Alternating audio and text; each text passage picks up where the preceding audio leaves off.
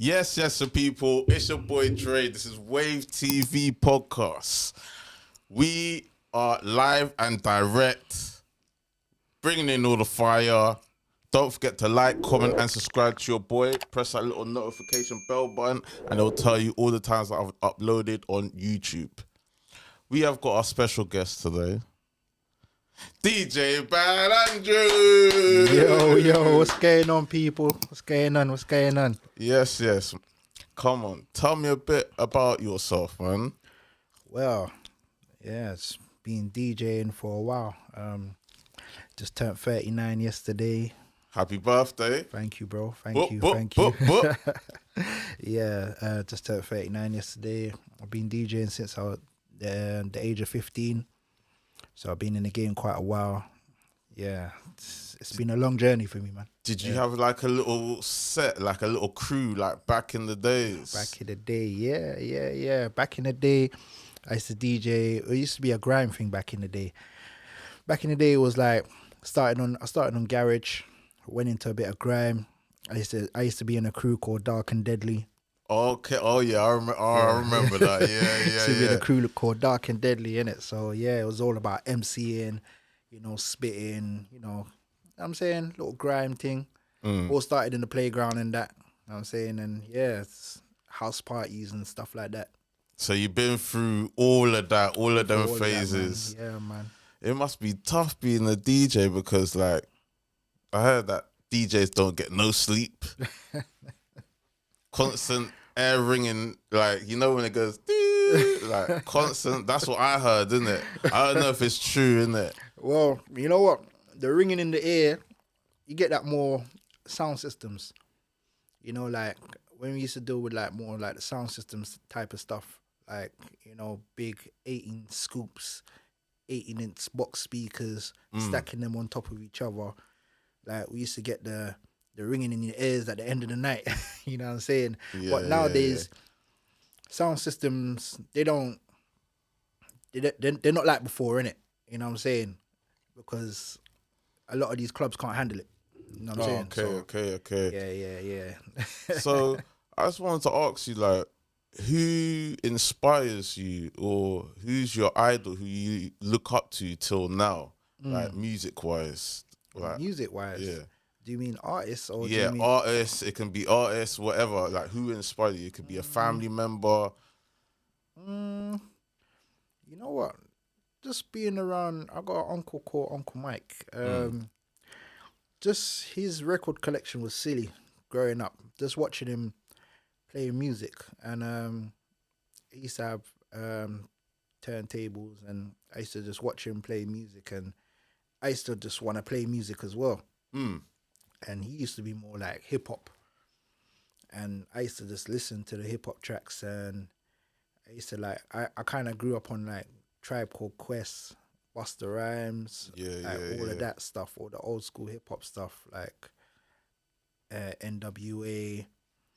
So like watching Uncle like listen like play records and stuff like that, and vinyls. It just kind of just rubbed off on me, innit? It's a different type of vibe, innit?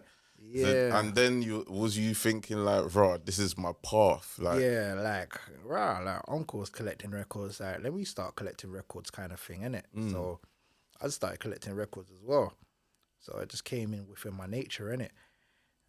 I wanted a pair of turntables, so I started getting my little bits together. You know what I'm saying? It must be expensive though. Yeah. Well, back then, yeah. It was for me, yeah. Okay. You know what I'm saying? But if you think about it, all my equipment that I've got, like, listen, it's no joke. Yeah. It's no joke. I'm not gonna lie. I'm not gonna cap.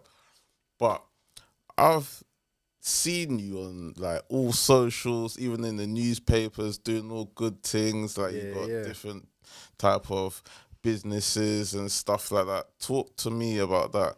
Different platforms. So during lockdown, I created a music bus, a mobile DJ music bus, and I used that to my best ability during lockdown because obviously a lot of people were scared to come out their house, and I was more on breaking the rules, innit? Like, I'm unruly like that. Yeah, You know what I'm saying? Like when someone tells me no, I think about ways to say yeah. So government saying stay in your house. I was like, well, yeah, whatever. You know what I'm saying? Obviously, a lot of people realized that, right? It was majority of it was a lie, innit? You know what I'm saying? I was turning a blind eye to it, innit? So a lot of people will say, "Oh, Andrew, you're selfish. When the government's telling you to stay in your house, you're outside partying." I didn't really care. Like, really, it's one of them ones. yeah, like if you're with me, you're with me. If you're not with me, then it is what it is, isn't it? Yeah. I don't, so if you want to call me selfish for partying when everybody wants to be locked up in the house, then it is what it is. But I was having street parties every Sunday with my music bus. You know what I'm saying? Filming it. Everybody was coming out with me. We was partying in the streets. Police were locking us off. We were moving locations. You know, it was what it was, innit, at the time. But it made my status go from down here to up here. People was thanking me. People was like, Andrew, you know, I was locked away in my house. I was depressed, and you was bringing your music bus out, and you know, it was keeping me uplifted. You know what I'm saying? Because I see you do a lot of good things, bro. I'm not even gonna cap. You know what I'm saying? Like, you're a good brother. Like, you do a lot of good things. And then I kind of after that, it was like, raw. What else can I do to uplift people? So, you know, me and my partner, what we did was during lockdown, you couldn't have any funeral receptions. Oh, yeah. You couldn't have no funeral receptions. So you could have funerals, but it was a thing where after the cemetery, that was it. So what we did, we started bringing the music bus down to the cemeteries, playing music at the cemeteries, keeping people uplifted. And that actually worked because police couldn't come in the cemeteries and say, oh, you can't play music. You know what I'm saying? Yeah. So that kept people uplifted because people then started to bring like big pots of soup, serving people soup at the graveside. You know, people you feel back home, innit? That's actually how it felt. Like it was like a Caribbean kind of vibe, innit? Yeah. So we had music at the graveside. People were serving food. Some people was bringing gazebos. You know what I'm saying? Like it was nice. It was a beautiful vibe. People was vibes in the cemetery, like dancing, praising, you know, joyful. Like it was nice. And you know what? I kind of built something from there. I was like, you know what? This can actually work. And what did that teach you? Like when you was doing that?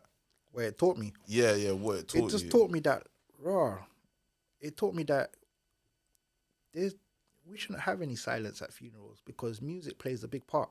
You know what I'm saying? Music actually makes people smile. Like, since having music at funerals, I realized you don't get crying anymore. You don't get, you know what I'm saying? Like, before, all you used to heard was silence, like, bare crying. Or you get that one person like, ooh. Yeah, you used to get a lot of that. Yeah, you know what I'm saying? But now, having music at funerals, it's like, it keeps uplifting. Like, I like to ask people, what kind of music reminds you of the person that passes away? I always ask people this.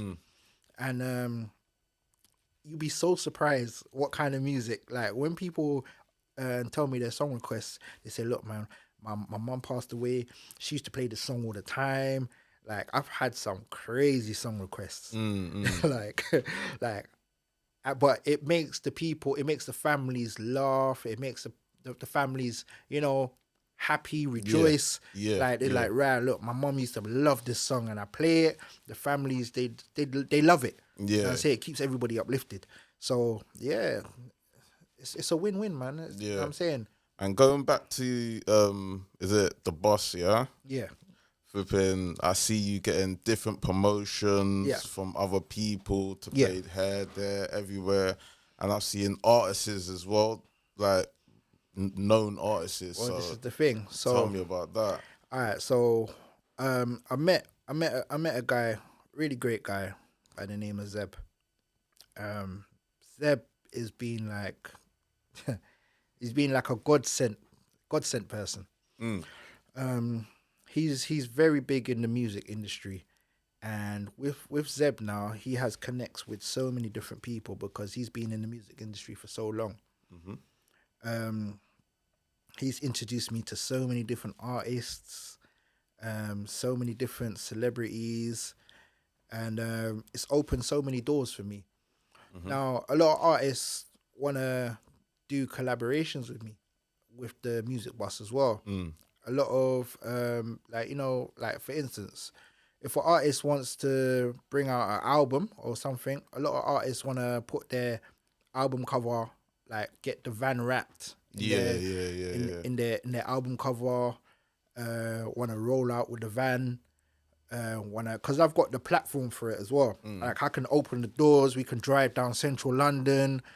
You can have the artist in the rooftop. Okay, no on rules. the microphone. Yeah, okay. You know what I'm saying? Yeah, Police ain't gonna yeah. stop us. You know what I'm saying? We're promoting. We're doing our thing.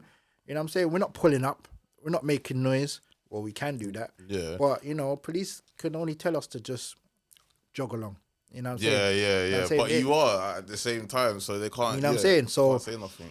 yeah, we've been wrapping the van, getting the artists to stand in the rooftop, driving around, pulling up places, talking to the people, you know what I'm saying, just bringing on the hype. But it's been working, you know what I'm saying? It's good. It's such a wicked way of advertising, you know what I'm saying? So, yeah, man, it's been working, man. And I've worked a lot with some big artists, man. Like I know one artist. Central C, I've done Parsaloo. I've done Dizzy Rascal. Who else? Mark Ronson. There's tons of artists. Avelino. I've worked with quite a lot of artists with the van. You know what I'm saying? So yeah, man, it's opened a lot of doors for me. Yeah, because the first one that I saw was the Central C. Yeah. And that was deep in That Bush. went viral. Yeah. So we done a pull up with Central C. He had his album coming. Was it an album or was it a mixtape? I can't remember. Yeah, But it was a this Wild was West yeah, one, isn't it? yeah. That's it. Yeah, that's it. yeah. And that was a couple of years ago, and this is before he went big on the scene. But yeah, Central C. We pulled up in the park, and for all the kids were going crazy, man. Like it was a good memorable moment. You know what I'm saying? But yeah, man, that was wicked, man. Oh, okay. That was wicked, man. Yeah, I can see you're doing your thing. I was like, oh, what? My man's doing it? Ah, that is mad. Yeah, but man. that's what you call leverage, people. Like, Yeah. it's just mad leverage. And I've seen you level up and do your thing. Like, it's crazy. It's actually so crazy. Trust me. And I've been looking at this, people. You seen this about? Do you get me? It's a whole vibe. Tell me about this event. Morocco Weekender. So, I've never done a weekender abroad. And you know what? I've never seen anybody do anything in Morocco, innit? Morocco, I went to visit Morocco about a year ago in December, and it's low season. Flights are like 70, 80 pound to go for the weekend, and it's their low season, and they practically love me over there. I went over there and I thought to myself, you know what, something can actually happen over there, especially in Agadir. I wouldn't say Marrakesh, so because a lot of people, when I say Morocco, they think of Marrakesh. Yeah. But Agadir is a completely different town. It's lit. Like, it's a proper party vibe. Yeah. So I thought to myself, I've never done a weekender before. Something can actually happen over here. And I went over there and I just set out some beautiful clubs. Some I didn't want to talk too much. Yeah, you know, but if I've you're set there, up some. you're there. Yeah. If you're there, you're there. It's gonna be a beautiful weekender that I'm doing in December, the 1st to the 4th, and yeah, it's gonna be crazy. Yeah. And the love and support that I've got so far, I've got some numbers in there, man. Yeah, I've been going crazy with the promo. I see all the promotions, everything, man. Yeah. I'm not gonna lie, it's looking lit. Yeah. And tickets are they're affordable. Yeah. They are actually affordable. I tried to make it very affordable for everybody as well. You know what I'm saying? We've got theme nights. It's gonna be crazy, man. Yeah, that's what I'm saying. So how long have you been planning it for? Since March. Since March. I'm a person that like to give myself a lot of time to promote, especially if I'm doing something big as well. So I like to give myself a lot of leeway, a lot of promotion time. We've actually got a music video coming out real soon within the next couple of weeks, promoting this music video. I thought to myself, if I get my DJs that's coming out there to just do a little 8-bar on a track with a catchy chorus, it will just gravitate to everybody. You know what I'm saying? But when you lot see this video, it's too much jokes. You lot will love it. You know what I'm saying? I'm loving it. I'm loving the vibe, man. I'm too much jokes. You know what I'm saying? I'm loving the vibe, man. Yeah, man. I'm actually loving the vibe. And one more thing before we wrap everything up. Yeah. Tell me the big quote of the day. Any quote. Any quote of the day? Yeah. Well, I would say anything you put your mind to, just go for it, man. Because the way I see things is never think to yourself, I could have done it. Always give it a bash. You know what I'm saying? Never think about it too much. Just go for it. You know what I'm saying? We all have dreams, and we always say, I used to dream all the time, and I used to say to myself, right, I want to do this, but I never done it. And I used to think, raw, I could have done it, but I didn't do it. So now, if I think of something, I go for it, I do it, and I just, you get me? I like to be a winner, bro. Yeah, I like to be a winner, man. Yeah. Come on. Let's not think about it, let's do it. You know what I'm saying? Don't think too hard about it, just go for it, man. Go for it. Like, hit your dreams, man. Go for your dreams. Jeez, man. I was feeling that as well. Yeah. I was tuned in. I was like, zoop. Go for it, man. Yes, your people. It's your boy Trey. This is Wave TV Podcast. We got Bad Anju. Make sure you get your tickets. We out, baby. Gang.